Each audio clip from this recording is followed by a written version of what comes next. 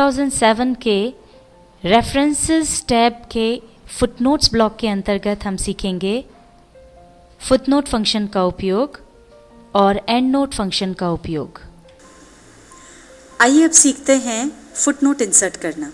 आपने कई बार देखा होगा किसी भी किताब में किसी शब्द पर या तो स्टार लगा होता है या कोई नंबर लिखा होता है और नीचे फुटनोट के रूप में उसका अर्थ दिया हुआ होता है। फुटनोट किस तरह से इंसर्ट किया जाए अब हम ये देखते हैं। मान लीजिए इस पैराग्राफ में यहाँ पर शुरू में लिखा है MS। अब ये MS क्या है, अगर हम ये समझाना चाहते हैं अलग से, उसके लिए हम यहाँ पर क्लिक करें और क्लिक करने के बाद इंसर्ट फुटनोट पर जाकर के क्लिक कर दें। अब ये देखिए यहाँ पर ये आ गया। यहाँ पर हमने MS का मतलब यहाँ पर दे दिया माइक्रोसॉफ्ट। अब आप ऊपर जाकर के देखेंगे तो ये देखिए यहाँ पर नंबर 1 आ गया है और इस पर भी आप अपना माउस ले जाएंगे तो ये आपको बता देगा कि इसका मतलब है माइक्रोसॉफ्ट। इस तरह से इस पूरे पैराग्राफ में अगर और भी कोई ऐसे वर्ड्स हैं जिनका अर्थ आप समझाना चाहते हैं तो वहाँ पर आप फुटनोट इंसर्ट कर सकते हैं। अगर आपको ये फुटनोट हटाना है तो आप वहाँ पर जाकर के कर्सर रखें और उसके बाद डिलीट कर दें उसे।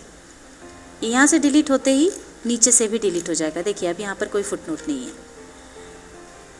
अब अगर फुटनोट जो होता है वो प्रायः पूरे पेज के नीचे एंड में होता है, बॉटम में आपको मिलेगा। पर अगर आप मान लीजिए आपका जो भी पैराग्राफ है उसके एंड में ही फुटनोट देना चाहते हैं तो उसके लिए फिर आप इंसर्ट एंड नोट पर जाकर के, मान लीजिए हमको MS समझाना है और वो फुटनोट के रूप में नहीं, इस पैराग्राफ के एंड में ही समझाना है, तो इंसर्ट एंड नोट पर आप जाएं तो ये देखिए इस पैराग्राफ के बाद ही यहीं पर ये आ गया। यहाँ पर हमने इसको समझा दिया।